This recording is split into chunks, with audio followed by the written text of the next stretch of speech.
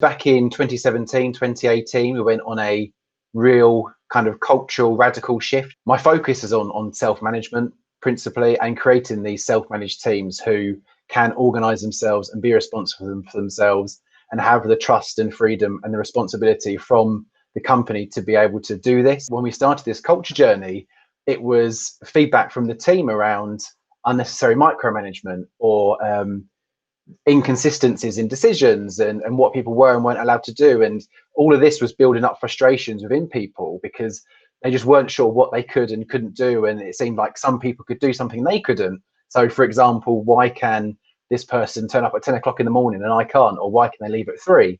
Or why can they work at home? And a different line manager might say, yeah, you can work from home, but another one might say no.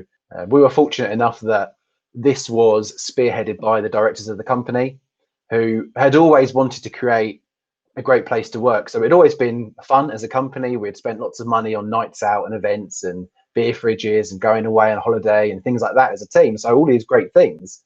But they realized that was no longer enough, and that all of these little issues that were bubbling beneath the surface needed to be dealt with and tackled. So questioning why we do the things we do, and do we need to do it that way? Self-management is about changing those systems, questioning why we do some of these old-fashioned traditional things, and creating a solution where you're bringing more accountability and more responsibility to individual teams, individuals. It's about these people coming together and creating their own goals and their own, I suppose, shaping their own destiny and how they work, and holding themselves better to account for that, and giving people more responsibility, trust, freedom, responsibility.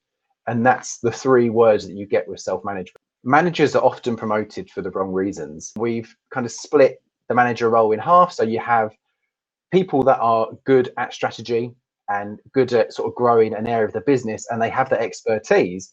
But then you also have people that are really good with others and can help to coach and motivate and support other people. And what we have is a system where people choose their own coach. So they choose the person who they feel is the best person for them in that coaching people sense. And then by that way, the manager role is completely, I suppose, broken apart and just doesn't appear anymore. And then you can go even sort of further in that. And what we've done with the teams, or what we're doing at the moment, is looking at all of these traditional roles that a manager might have, like hiring and firing and training, all of these types of roles here, and then getting teams to talk to each other and say, okay, who's the best person in this team to do this job? And so one of the things might be conflict mediation.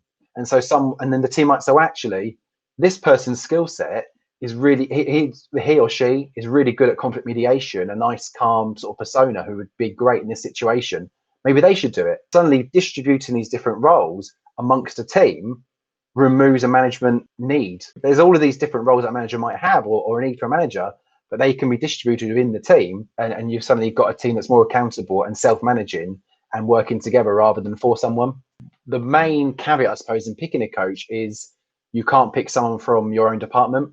It's more important for the person who's picking to find the person that's right for them. The first thing that's really important here is to completely separate performance reviews and salary. We created this salary panel, and again, we had a democratic vote, so people kind of picked who they thought should be on the panel. And then every year, sort of January time, the finance team kind of work out how much money is in the pot for the year for salary increases, and then anyone that wants to apply for a salary can apply to that panel.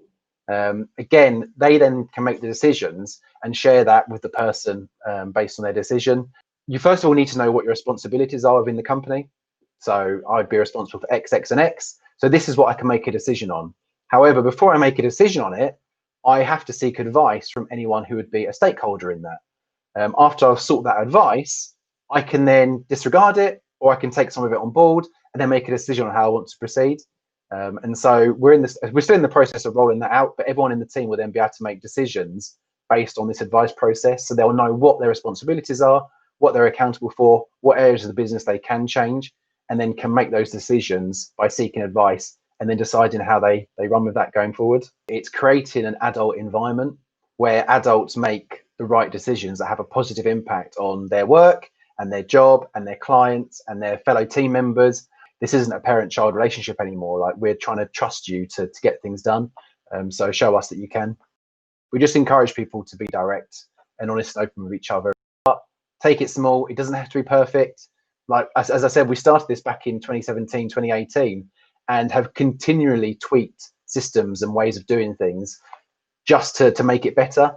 So you don't have to be perfect first time. Just start getting something in place, put a roadmap together, maybe some ideas that you want to do at the company, what's not working, speak to the team, maybe have 5 or 6 little things that you want to start with and grow it from there. And you'll soon kind of that the wheels will start them sort of turning in motion.